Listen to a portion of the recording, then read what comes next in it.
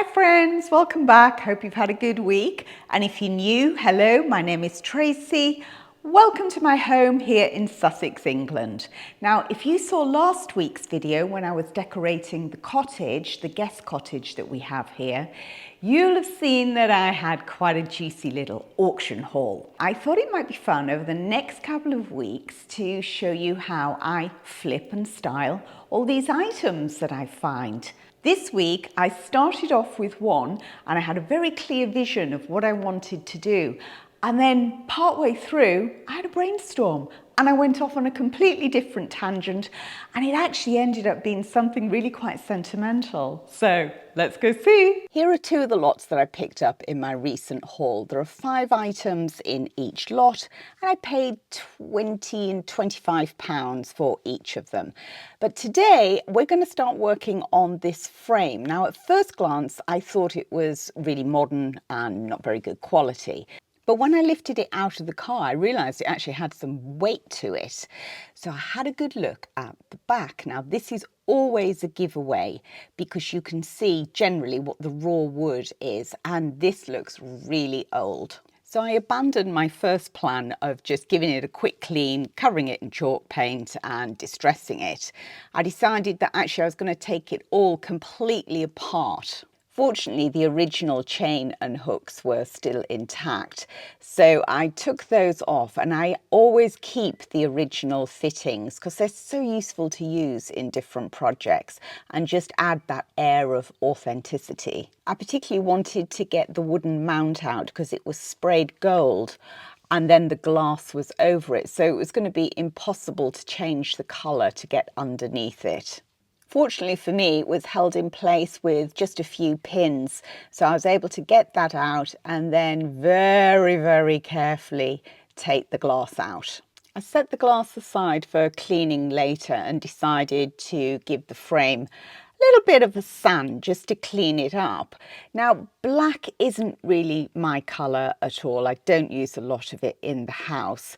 But as I'm sanding this back, I'm thinking, I might well use chalk paint on it, but I don't want a lot of the black showing through when I come to the distressing. But then I completely changed direction. As more of the wood was showing through the black, I suddenly thought this is going to suit my daughter's home so well. And she's got a birthday coming up.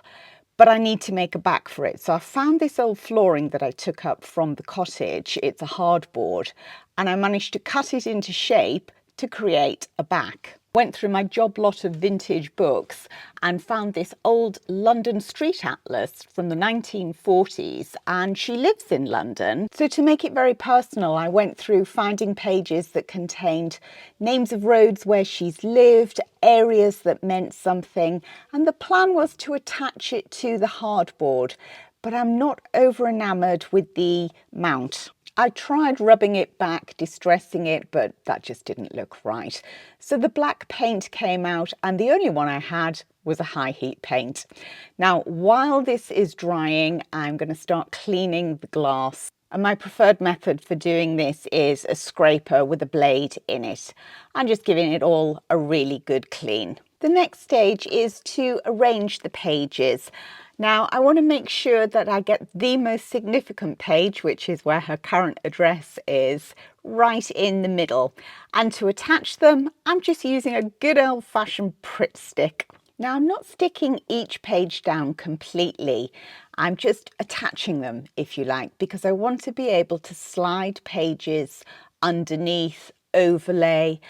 And also I want them to curl. Because of the raised mount, there's space for the pages to lift underneath the glass. It'll give it almost like a 3-dimensional appearance, and it's slightly different from just having it flat. And once they're all attached, I just flip the board over and cut off the surplus.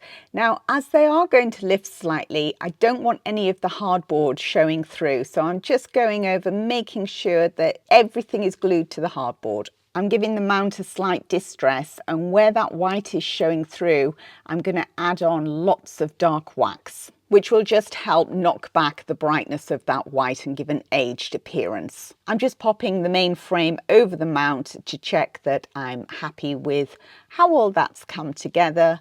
And yes, I'm pleased with that. So we can get to the next stage where we start putting everything together. I like to use a little blob of clear sealant in each of the corners to keep the glass in position.